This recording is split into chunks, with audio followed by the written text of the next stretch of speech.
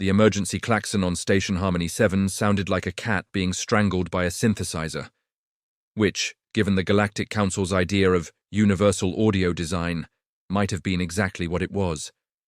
Ambassador Trill of the Avexian Collective practically flew into the council chamber, her feathers puffed up in what humans would call maximum panic mode.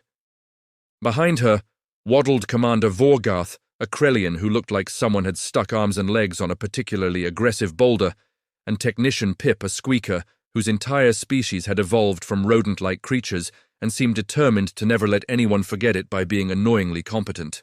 "This is a catastrophe," Trill squawked, her translator struggling to keep up with her rapid-fire anxiety. "A complete and utter catastrophe of the highest order." "We've had worse Tuesdays," Captain Jake Morrison said from his seat at the security liaison desk, not looking up from his coffee. He was new to the position, having been transferred from Earth's diplomatic corps 3 weeks ago, and had already learned that catastrophe on Station Harmony 7 meant anything from actual hull breaches to someone using the wrong flavor of nutrient paste in the commissary. Vorgarth slammed his fist on the table, which creaked ominously. "Human! This is serious! We've discovered the graviton hammer!" Jake blinked. "Is that a band? Because I'm more into classic rock, but I'll give anything a shot." Pip squeaked something that the translator rendered as a long-suffering sigh. "It's an ancient weapon, Captain Morrison. Legendary, terrifying, also incredibly, impossibly heavy." "How heavy are we talking?" Jake asked, genuinely curious now. Trill pulled up a holographic display that showed what looked like an oversized sledgehammer crossed with a lightning bolt and a bad attitude. "The graviton hammer was forged by the Titans of Krill 7, a warrior race that went extinct 12,000 years ago. It was designed to be wielded only by their genetically enhanced champion warriors, beings of immense strength and power." "Cool backstory," Jake said. "What's the problem?" "The problem," Vorgarth growled, "is that we found it in a derelict ship in Sector 44. It's just sitting there. Anyone could take it. Pirates, warlords, my ex-wife." "Your ex-wife is a pirate warlord," Pip interjected helpfully. "Yes, which makes this double concerning, but here's the issue. We can't move it." Jake frowned. "Broken antigrav?" "No," Pip said, whiskers twitching. "The weapon itself, it weighs approximately 1 metric ton. The grip alone requires a sustained force of 2,000 newtons just to lift. For context, Captain Morrison, the average Krellian can exert about 600 newtons of force. Commander Vorgarth here, being exceptionally strong for his species, can manage perhaps 800. Vorgarth puffed up slightly at this. "The Avexians max out at 200, Pip continued. Trill deflated. "And we squeakers are lucky to hit 50 on a good day. No known species in the current galactic catalog can lift this weapon without powered assistance." "So use an exosuit?" Jake suggested. "The weapon disrupts powered systems," Trill said miserably. "Some kind of electromagnetic field. We'd need a purely mechanical solution, which would require a suit so heavy and cumbersome that maneuvering it through the derelict's corridors would be impossible. We've been debating whether to just blow up the entire ship." "That seems wasteful," Jake said. "The alternative is leaving a weapon of mass destruction floating in space for anyone to theoretically claim." "Theoretically being the key word," Pip added, "since nobody can actually pick it up." Jake set down his coffee and stood up, stretching his shoulders. "Want me to go grab it?" The silence that followed was the kind usually reserved for someone suggesting they could breathe vacuum or eat a live star. "Excuse me?" Vorgarth said finally. "I mean, I'm security, right? Securing dangerous weapons is kind of in the job description. If you need someone to haul something heavy, I can probably help out." Trill's feathers went completely flat. "Captain Morrison, did you hear the part about 2,000 newtons?" "I heard you. Look, I'm not saying I'm definitely strong enough, but humans are pretty good at lifting stuff. Worst case, I try and can't do it, and we're back where we started. Best case, problem solved, and we all get lunch." Pip's whiskers started twitching in a way that suggested either intense calculation or an impending seizure. "Captain, what's the average human grip strength?" Jake shrugged. "I don't know, maybe 400-500 newtons? I'm not really the gym rat type, so probably less for me." 4 or 500? Yeah, why? Pip's eyes went very, very wide.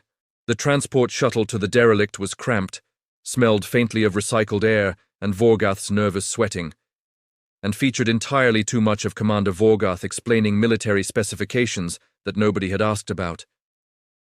The graviton hammer measures 2.4 meters in length, Vorgath droned, pulling up holographic schematics for the 14th time. The head is composed of compressed neutronium alloy with plasma channels running through the core structure. When activated, it can generate a kinetic pulse equivalent to a strategic thermobaric device. So, it's a big boomstick, Jake translated. It is not a, Vorgath sputtered. It is a precisely engineered weapon of warfare that requires a really strong guy to pick it up. I got it. Trill was gripping her safety harness so hard her talons had punctured the material. I still think we should consider the drone option. We tried the drone option, Pip reminded her, not looking up from his datapad. The electromagnetic field fried 6 of them. The sensor readings alone cost us half the quarterly budget. What about an anti-grav field generator? Disrupted by the same field. Molecular destabilizer? That would just make it heavier dust. Could we ask it nicely to weigh less? Pip's whiskers twitched. Ambassador, I don't think the weapon has feelings. Jake watched the derelict ship grow larger in the viewport. It was one of those ancient vessels that looked like someone had welded together a bunch of triangles and called it a day, all sharp angles and aggressive architecture. So, how did the Titans actually use this thing if it's so heavy? They were massive, Vorgath said with clear admiration. 3 meters tall, muscles like starship cables, bones reinforced with metallic compounds. Natural warriors. The graviton hammer was their ceremonial weapon, carried by the champion of champions. And they're extinct now? Yes. Maybe carrying around 1-ton hammers had something to do with that. Ever consider cardio? Vorgath made a sound like grinding rocks. The shuttle docked with a concerning amount of creaking and complaining from both vessels. The airlock cycled with a hiss, revealing a corridor that looked like it had been decorated by someone who really, really loved the concept of ominous. Stay close, Vorgath commanded, activating his scanning equipment. The derelict is structurally sound, but potentially hazardous. They moved through corridors that featured entirely too many dramatic shadows and not enough lighting. Pip scurried along at knee height, scanner chirping. Trill hopped and glided, clearly ready to bolt at the first sign of trouble. Vorgath stomped forward with his weapon drawn, playing the part of brave warrior despite the fact that his hands were shaking. Jake just walked, normally, hands in his pockets, occasionally commenting on the architecture. You know, for a warrior race, they really committed to the aesthetic. Very, I'm going to destroy you and also make sure you know how seriously I take myself about it. Respect the Titans, Vorgath hissed. I'm just saying, maybe if they'd spent less time on dramatic lighting and more time on, I don't know, not going extinct. There! Trill interrupted, pointing ahead with one wing. The chamber before them was circular, with walls covered in engravings depicting what were presumably Titans doing impressive Titan things, conquering, crushing, generally looking menacing. In the center, on a pedestal surrounded by a faint energy shimmer, sat the graviton hammer. It was, Jake had to admit, an impressive piece of hardware. The handle was wrapped in some kind of material that still looked pristine after thousands of years. The head was massive, inscribed with glowing symbols, and radiated an aura of, you probably shouldn't touch this. Magnificent, Vorgath breathed. Terrifying, Trill whispered. Approximately 1,016 kilograms, Pip reported, checking his scanner. Confirming the 2,000 Newton lifting requirement. Also detecting the electromagnetic disruption field, strength level 7.2. No powered equipment will function within 3 meters. Right, Jake said, stepping forward. Let's see what we've got.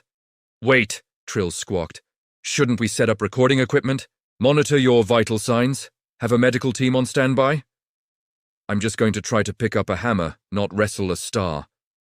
But what if... Jake had already reached the pedestal. He looked at the engravings around the base, which were written in the dramatic, angular script of ancient Titan. Hey Pip, what's this say? Pip scurried closer, translator working. Let's see. Only the worthy may wield the might of the Titans. Let those who dare attempt to lift the graviton hammer know that they face the weight of destiny itself, and only the truly powerful shall. It goes on like this for a while. Titans really loved hearing themselves talk, huh? They went extinct before developing brevity, yes. Jake reached out and gripped the handle. The metal was cool against his palm, humming with barely contained energy. He could feel the weight of it, certainly, but it was less impossible legendary weapon and more awkward piece of furniture. He lifted.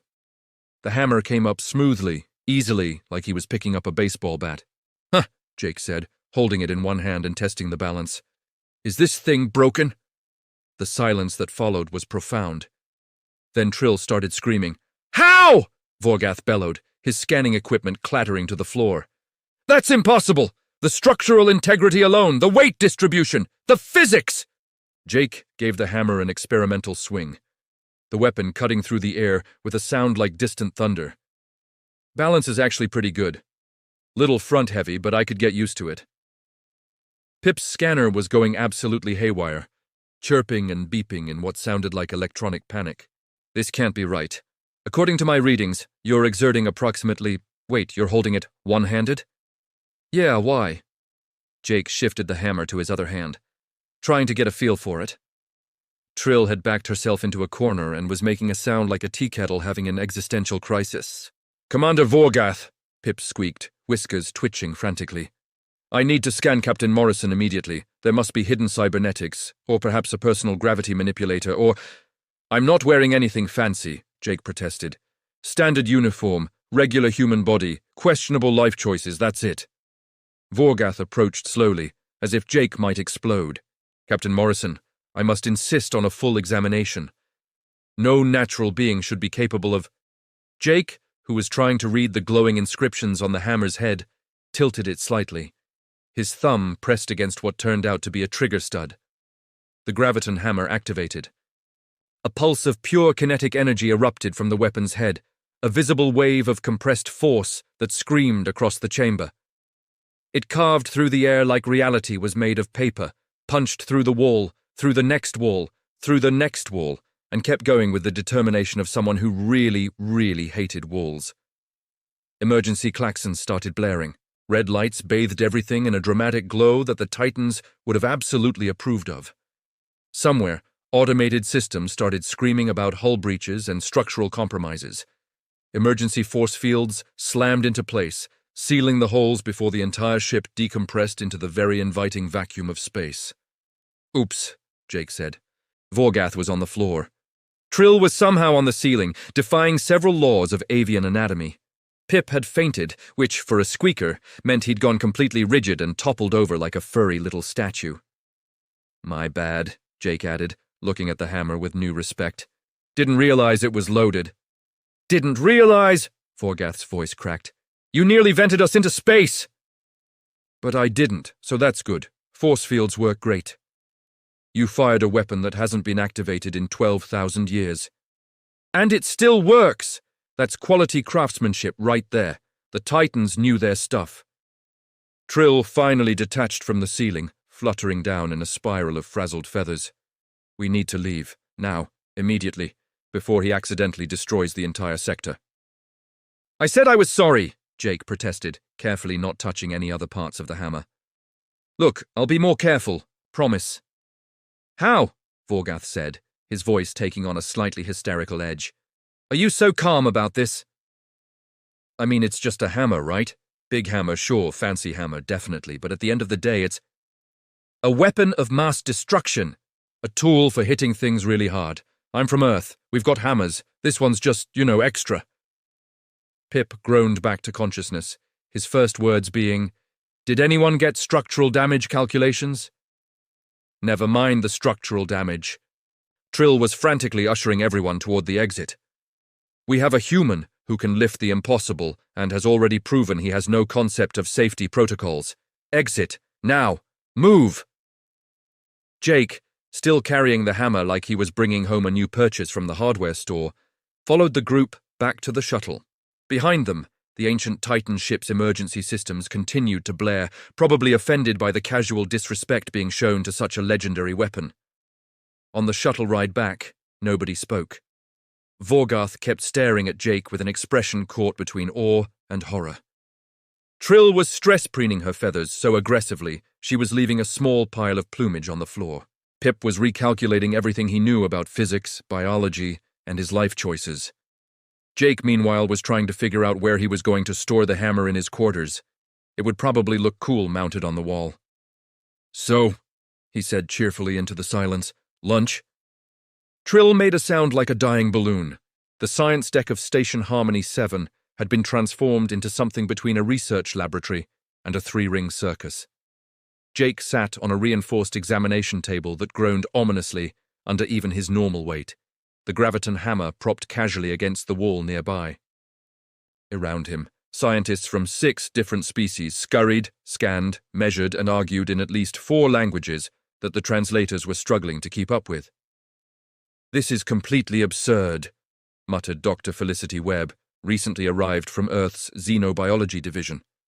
She was a tall woman with perpetually tired eyes and the air of someone who had seen things and was no longer impressed. "Do you people not do basic research before hiring?" "We reviewed Captain Morrison's credentials thoroughly," protested Trill, who had appointed herself as the voice of the Galactic Council in this increasingly embarrassing situation. "Did you check his species' physical specifications? Well, we assumed—" "You assumed wrong." Dr. Webb pulled up a holographic display that made several alien scientists recoil in horror. "Earth's surface gravity is approximately 9.8 meters per second squared. This is substantially higher than most civilized worlds." "How much higher?" Pip asked, having recovered his scientific curiosity. "The Avexian homeworld is about 6.2. Krell Prime is 7.1, the Squeaker colonies are 5.9. Most council species evolved on worlds that hover around 6 to 7 at most. And humans evolved on a world with 9.8, Pip said slowly, his whiskers starting to twitch in that way that meant he was connecting very uncomfortable dots.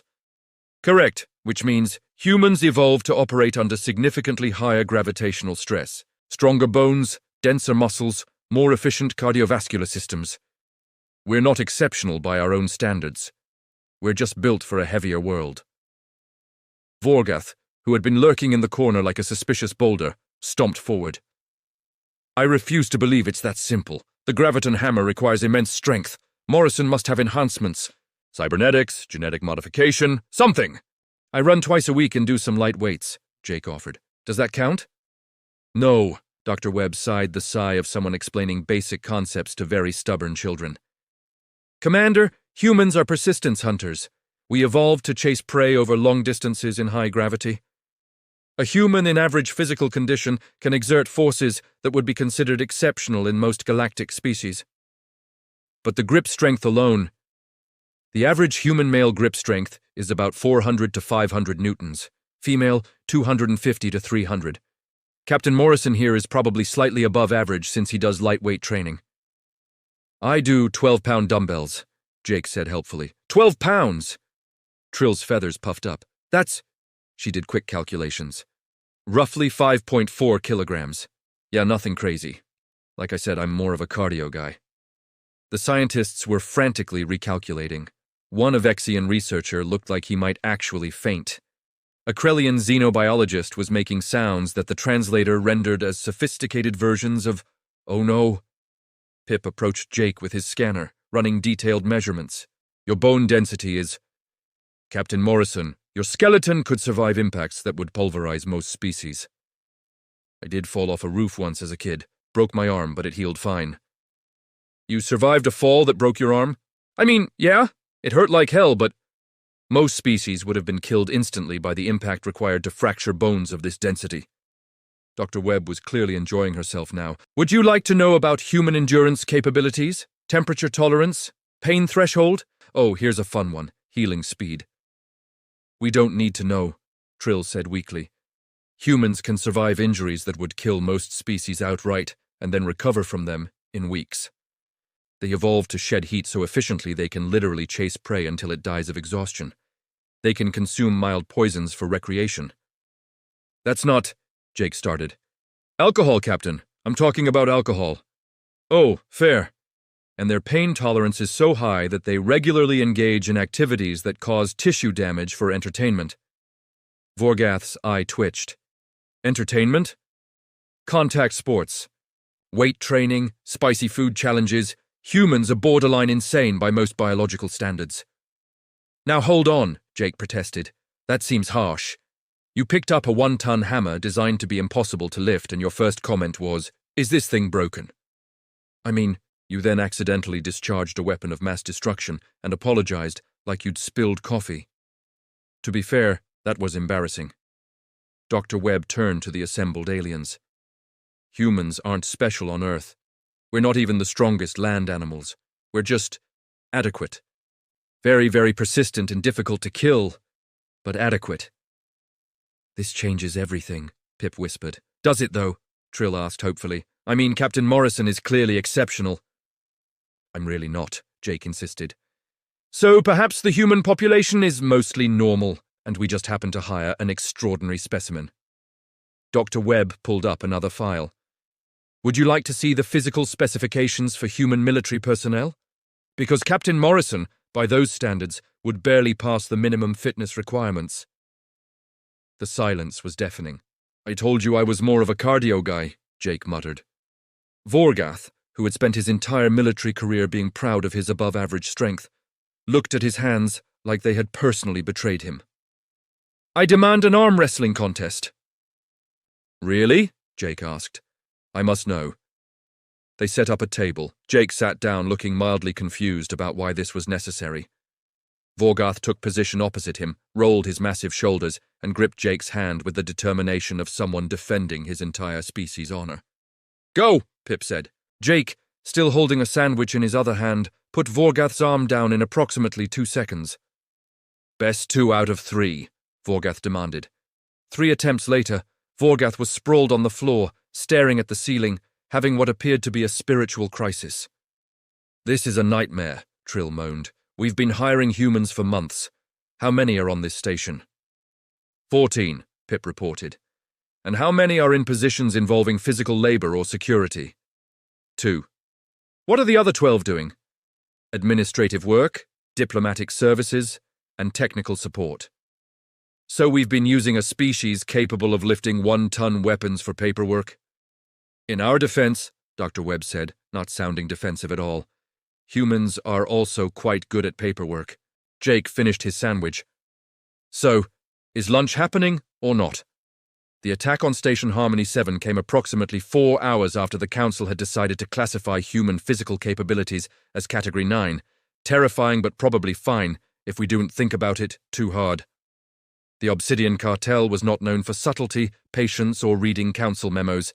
They were, however, known for having lots of weapons, questionable decision-making skills, and a champion fighter who had won 500 consecutive duels across 47 star systems. That champion was named Crag the Unyielding, and he arrived at Station Harmony 7 in powered combat armor that made him look like a walking tank that had been decorated by someone who really loved the word intimidating. Attention, Station Harmony 7, his voice boomed through the communications array, amplified by his suit's systems. I am Crag the Unyielding, champion of the Obsidian Cartel. You possess the Graviton Hammer, weapon of legend. Surrender it immediately, or I will tear your pathetic station apart bulkhead by bulkhead. In the command center, Trill looked ready to simply give up on life. Can't we have one normal day? He can't actually tear the station apart, Pip said, though he didn't sound entirely confident. The structural supports alone would require... The station shook as Crag's ship fired a demonstration blast that took out an antenna array. Or he could just blow us up from outside, Pip finished. Security teams are mobilizing, Vorgath reported, trying to sound professional despite still being emotionally compromised from the arm wrestling incident. But Crag's armor is rated for heavy combat. Our standard weapons won't even scratch it. Where's Captain Morrison? Trill asked. Cafeteria, someone reported. He's having a late lunch. Of course he is. In the cafeteria, Jake was indeed having a late lunch, specifically a sandwich that the station's food synthesizers had promised was approximately similar to turkey, but tasted more like regret with mustard. He was halfway through it when the alarm started blaring. Seriously? He muttered, grabbing his coffee and the graviton hammer, which he'd propped against his table. Can't a guy eat in peace? The walk to the main hangar, where Crag had decided to make his dramatic entrance, took about 5 minutes. Jake could hear the shouting before he arrived, which was never a good sign. "And your pathetic security forces cannot stop me!" Crag was bellowing, his 7-foot armored frame stomping around while several dozen very nervous guards pointed weapons that everyone knew were useless. "I am enhanced with cartel cybernetics. My armor multiplies my strength 10-fold. I have crushed armies beneath my—" "Hey," Jake said, walking in with his coffee in one hand and the hammer over his shoulder. "Could you keep it down? Some of us are trying to eat." Crag turned, his helmet's optical sensors focusing on Jake. There was a moment of scanning, processing, and what was probably supposed to be intimidating analysis. Then Crag laughed. It was the kind of laugh villains practiced in mirrors. "Ooh," he boomed. "A tiny unarmored creature carrying the graviton hammer. You must be the pack mule, bringing the weapon to your station's true warrior. How amusing. Tell me, little mammal, who dares to face Crag the Unyielding?" Jake took a sip of his coffee. "Pretty sure that's me, actually." You! Crag laughed harder. "You cannot even properly hold the hammer. You support it on your shoulder like a primitive carrying firewood. A true warrior would—" Jake shifted the hammer to one hand, holding it out straight without any visible effort. Crag stopped laughing. "Look," Jake said, "I'm having a really weird day. I found out I'm apparently terrifying by galactic standards. I nearly vented a derelict ship into space, and this sandwich tastes like sadness. So if we could skip the dramatic speech and get to the part where you leave peacefully, that would be great." "You dare!" Yeah, you're unyielding, I get it. Very impressive armor. Nice, dramatic pauldrons. Really commits to the aesthetic. But I'm asking nicely. Please leave before this gets messy." Crag's response was to activate his armor's combat systems. Servos whined, power cells hummed, and enough weapons to violate several interstellar treaties deployed from various hidden compartments. "My armor," Crag announced, "enhances my natural strength by a factor of 10. With it, I am unstoppable. I will crush you and take the hammer as my—" he charged. Jake sighed and took another sip of coffee. Crag's armored fist came down like a meteor strike, fast enough to leave afterimages, powerful enough to crack deck plating. It hit the exact spot where Jake had been standing. Jake had moved, casually stepping aside while still holding his coffee steady. "Seriously?" Jake asked. "You made a whole speech and everything." Crag roared and attacked again, and again. Each strike was devastating, each movement calculated by combat computers, each blow capable of pulverizing reinforced materials. The hangar filled with the sound of metal striking metal, alarms blaring, guards scrambling for cover. Jake dodged everything while drinking his coffee. "This is actually pretty good coffee," Jake commented, leaning away from a strike that carved a trench through the deck. "Usually station stuff tastes like burnt water, but whoever did the supply run this week." Crag's backhand caught him in the shoulder. Or would have, if Jake hadn't caught Crag's armored fist with his free hand, stopping it cold. "Okay," Jake said, and his voice had lost all traces of amusement. "Now I'm annoyed." He looked down at his coffee cup, which had a single drop spilled on the rim. "You made me spill my coffee." Jake put the cup down carefully. He adjusted his grip on the graviton hammer. And then, in a movement almost too fast to follow, he swung. The hammer connected with Crag's armored chest, with a sound like thunder arguing with a building collapse. The champion of the Obsidian Cartel, the unyielding warrior who had never lost a duel, went flying backward through the hangar, through the reinforced wall behind him and into the corridor beyond, leaving a Crag-shaped hole in solid station infrastructure. The emergency force fields activated again, because apparently that was just something they were going to have to get used to. Jake walked to the hole, looked through it at the groaning, sparking pile of expensive armor that used to be intimidating. "You okay in there?" he called out. Crag's response was a whimpering sound that the translator rendered as demon species, repeated several times. "Right. Well, when you can move again, there's an exit that way. Use it." Other cartel members, who had been waiting in their ship for Crag's inevitable victory, took one look at their champion crawling away and decided that discretion was the better part of not getting hit with a hammer. Station security arrived 3 minutes late, weapons drawn, ready for battle. "Situation resolved," Jake reported, picking up his coffee and frowning at the spill. "Hostile has retreated. This is a waste of perfectly good coffee, though." Vorgath stared at the crag-shaped hole in the wall. That armor was rated for— Yeah, it was pretty solid. Took a decent swing to get through it. A decent swing.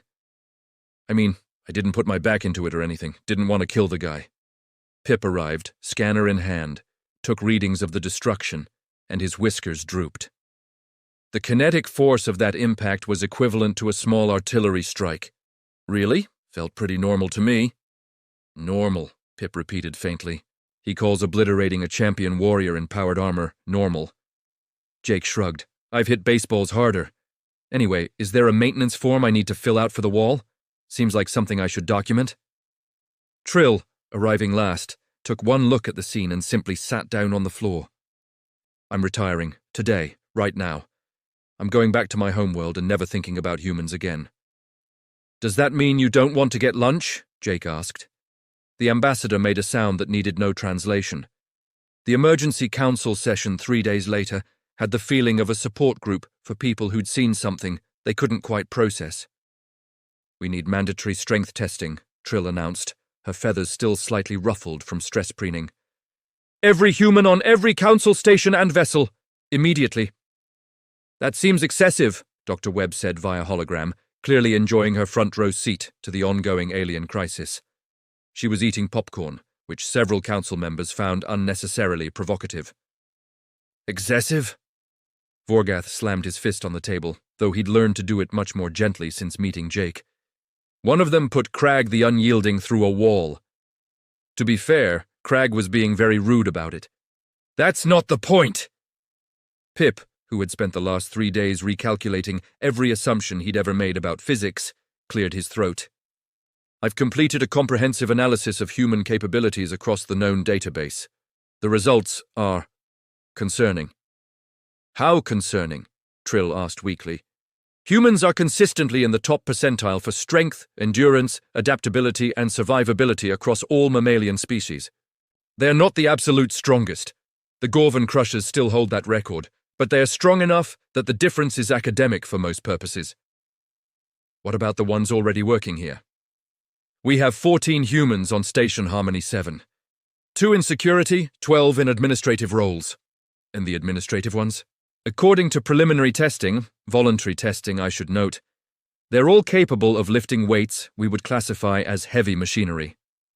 So we've had super soldiers doing paperwork, Vorgath said flatly. They're not super soldiers, Dr. Webb interjected. They're librarians and schedulers and technical writers who happen to come from a high-gravity world. What about actual human soldiers? Trill asked, sounding like she didn't actually want to know the answer. Dr. Webb's expression suggested she was absolutely going to tell them anyway. Human military personnel undergo extensive physical training that pushes them well beyond civilian baselines. They're faster, stronger, and significantly more durable. Also, they're trained in actual combat, not just dueling, which makes them tactically unpredictable by galactic standards. We're not hiring any more humans, Trill declared. That's discrimination, Pip pointed out. It's survival. Actually, Dr. Webb said, you should probably hire more humans. You've been significantly understaffing your heavy labor positions, and humans can do the work of 3 to 5 aliens, depending on species.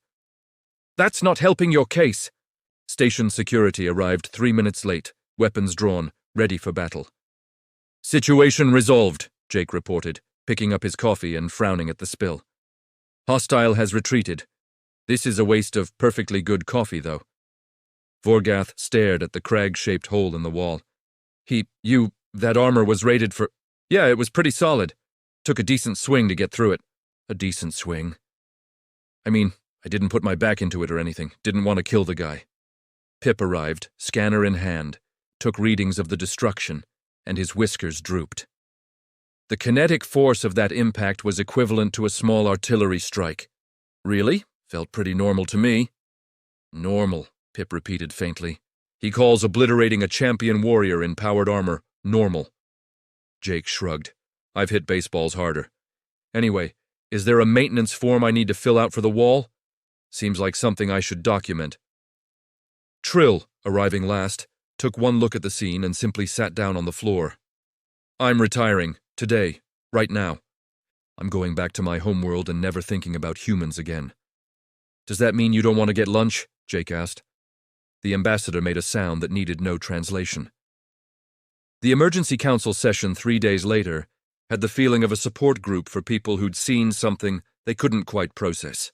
We need mandatory strength testing, Trill announced, her feathers still slightly ruffled from stress preening. Every human on every council station and vessel, immediately. That seems excessive, Dr. Webb said via hologram, clearly enjoying her front row seat to the ongoing alien crisis. She was eating popcorn, which several council members found unnecessarily provocative. Excessive? Vorgath slammed his fist on the table, though he'd learned to do it much more gently since meeting Jake. One of them put Crag the Unyielding through a wall. To be fair, Crag was being very rude about it. That's not the point! Pip, who had spent the last 3 days recalculating every assumption he'd ever made about physics, cleared his throat. I've completed a comprehensive analysis of human capabilities across the known database. The results are concerning. How concerning? Trill asked weakly. Humans are consistently in the top percentile for strength, endurance, adaptability, and survivability across all mammalian species. They are not the absolute strongest. The Gorvan Crushers still hold that record, but they are strong enough that the difference is academic for most purposes. What about the ones already working here? We have 14 humans on Station Harmony 7. 2 in security, 12 in administrative roles. And the administrative ones? According to preliminary testing, voluntary testing I should note, they're all capable of lifting weights we would classify as heavy machinery. So we've had super soldiers doing paperwork, Vorgath said flatly. They're not super soldiers, Dr. Webb interjected. They're librarians and schedulers and technical writers who happen to come from a high-gravity world. What about actual human soldiers? Trill asked, sounding like she didn't actually want to know the answer. Dr. Webb's expression suggested she was absolutely going to tell them anyway. Human military personnel undergo extensive physical training that pushes them well beyond civilian baselines. They're faster, stronger, and significantly more durable. Also, they're trained in actual combat, not just dueling, which makes them tactically unpredictable by galactic standards. We're not hiring any more humans, Trill declared. That's discrimination, Pip pointed out. It's survival. Actually, Dr. Webb said, you should probably hire more humans. You've been significantly understaffing your heavy labor positions, and humans can do the work of 3 to 5 aliens, depending on species.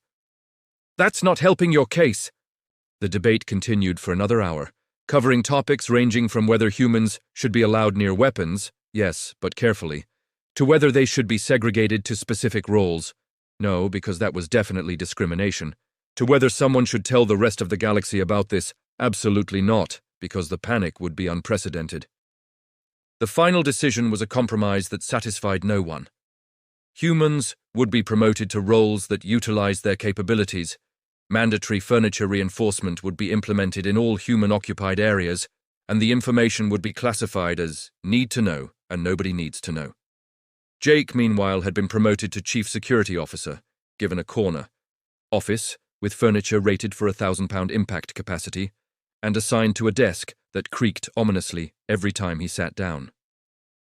We should probably get better furniture, he mentioned to Pip, who had become his unofficial liaison for understanding what humans are and why they're like this. We've ordered industrial-grade office supplies from Earth, Pip reported, whiskers twitching with the satisfaction of bureaucratic progress. They should arrive in 6 weeks. In the meantime, try not to lean too hard on anything. I lean normally, and things break. This is a design flaw on the station's part, not mine.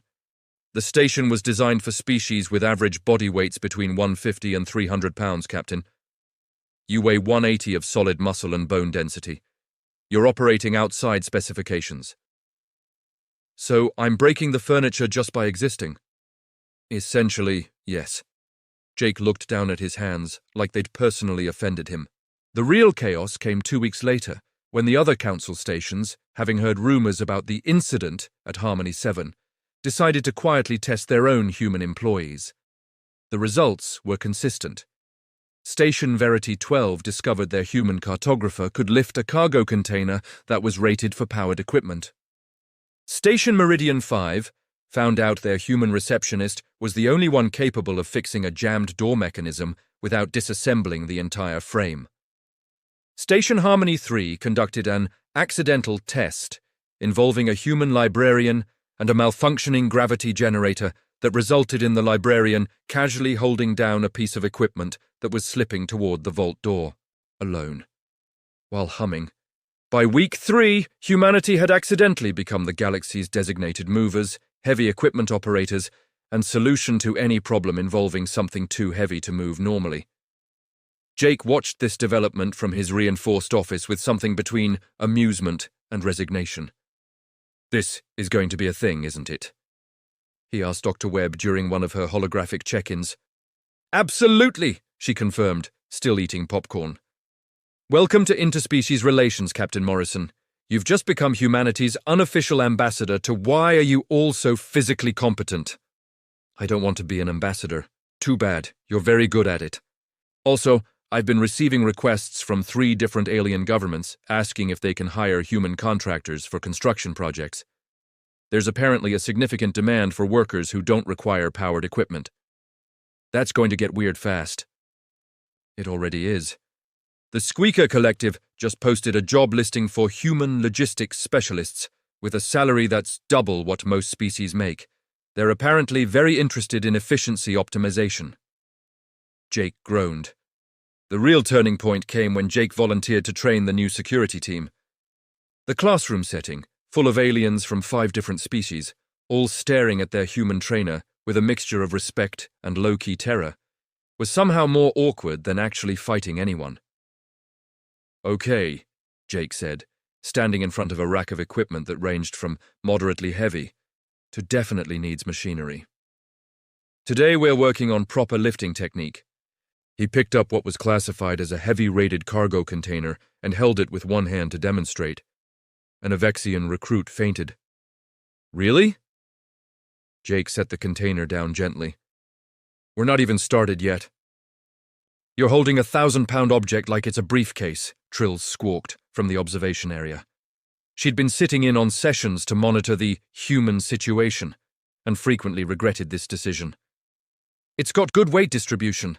Look, if you grip it here, you can balance the load across your entire palm instead of just your fingers, which means—" A Grelian recruit interrupted. "Captain Morrison, is it true you once lifted a derelict ship?" "No, what? Where did you hear that?"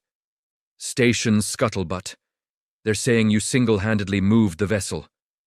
"I picked up a hammer, a weapon, one object." "A 1-ton weapon." "Yes, but I only picked it up once, not repeatedly, not continuously. Just picked it up." "That's still impressive by every sane metric." Jake pinched the bridge of his nose. "You know what? Forget the demonstration. Everyone just watch me do normal things and pay attention to the technique. Pip, any chance we can skip this week's training?" "Afraid not, Captain," Pip said sympathetically. "Your appointment was scheduled by Commander Vorgath himself. He's very interested in human training methodology. Also, I think he's trying to understand how you do what you do so he can feel less bad about the arm wrestling." "He's still upset about that? He's been bench pressing for 6 hours a day for the past 3 weeks. Jake watched through the observation window as Vorgath, visible in the adjacent training room, attempted to deadlift a weight and succeeded only in turning purple. "I almost feel bad for him." "You should. He's developing a complex about it." By the end of the training session, Jake had somehow become the accidental instructor for cross-species cooperation in physical fitness, which was exactly as chaotic as it sounded. The Avexians struggled with balance. The Krellians couldn't understand why they had to go slowly instead of smashing things. And the Squeakers kept pointing out that humans were really, really good at moving things. Wow, how do you even function? Back in the command center, Trill was finishing up a report to the Galactic Council when Pip wandered in with a datapad full of updates. "How goes the situation?" Pip asked. "It goes," Trill said wearily. 17 other stations have requested human personnel. 5 governments want to hire human contractors. The Obsidian Cartel has quietly dissolved because apparently their entire reputation was based on having the toughest warriors, and we've now proven that a casual human can beat their best fighter without really trying. That's going to cause political complications. Many political complications. The Gorvan Crushers are demanding a tournament between their strongest warrior and a human to settle the matter of who's actually strongest. Human Command is very nervous about this. Understandably. What did we tell them? That Captain Morrison is not a commodity and cannot be entered into gladiatorial competitions. Also, we're pretty sure he'd win anyway, and nobody wants to see him accidentally kill someone. Pip's whiskers twitched. He still hasn't figured out how strong he actually is, has he? No. He thinks he's just slightly above average. That might be the best thing for station morale if he realized he could probably pick up the station itself. Don't say that. I'm just pointing out. I'm going to request a vacation to a planet with no space stations and no humans. Somewhere peaceful, quiet. Preferably very far away. In the cafeteria, Jake was getting a sandwich, still disappointed in the turkey substitute, when he ran into Dr. Webb, who was apparently visiting in person now, looking around the station with obvious amusement. So, she said, sitting down across from him, you've managed to become the most important human in the galaxy in about a month. I really haven't. I just lifted something and then hit someone with a hammer. You also didn't realize you were breaking stereotypes about human weakness. Most galactic species assume humans are basically fragile because we're not explicitly powerful compared to the big bruisers. Now everyone knows we're kind of disgustingly competent for our size. That's going to cause problems. Huge problems. But also opportunities. Humanity's about to be way more valuable in interspecies commerce and labor markets.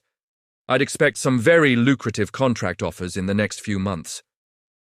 Great, Jake said flatly. I'm not a commodity.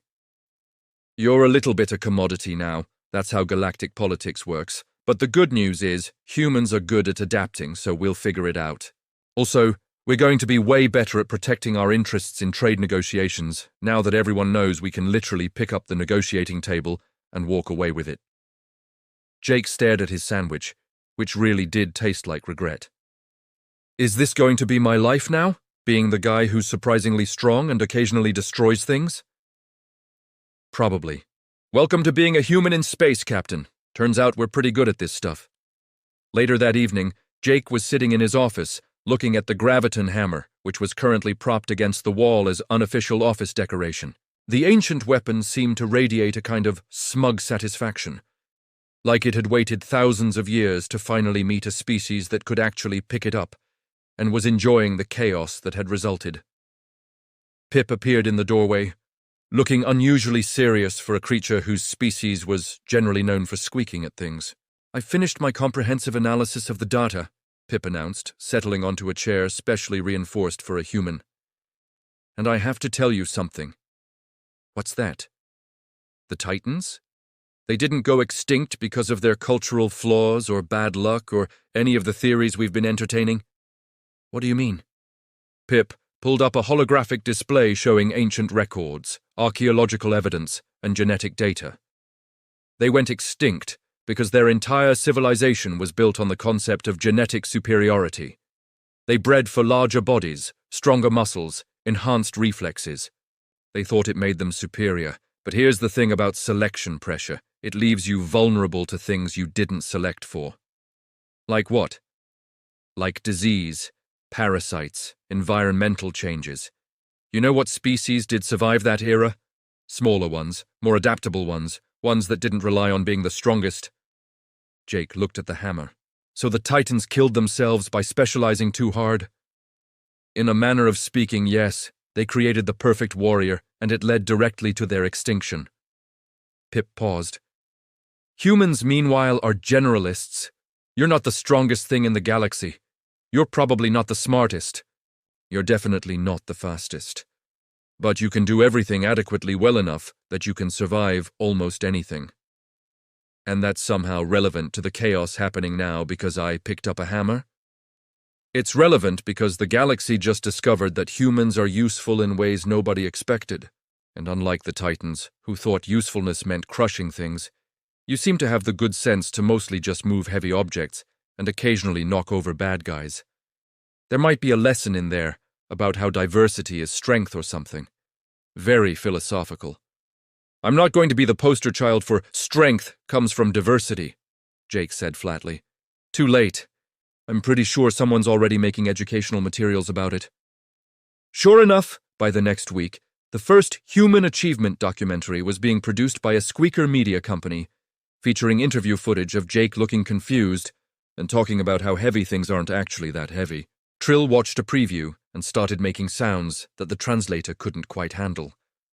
But life, as it turned out, adapted quickly. Within 3 months, humans had integrated into galactic society in a way that nobody had predicted. They became the specialists in fields requiring strength and endurance, yes, but also in crisis management, long-term mission operations, and basically anything involving. We need someone who won't panic and can work continuously for 18 hours without having a medical episode.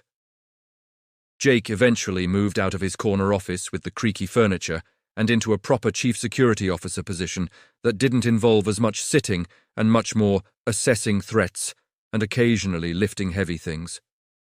The graviton hammer ended up in a museum with a plaque that read, "If lost, please contact a human."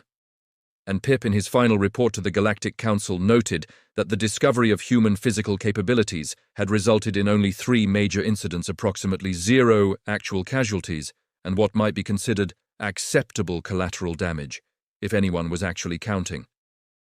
Which they were, but nobody wanted to admit it.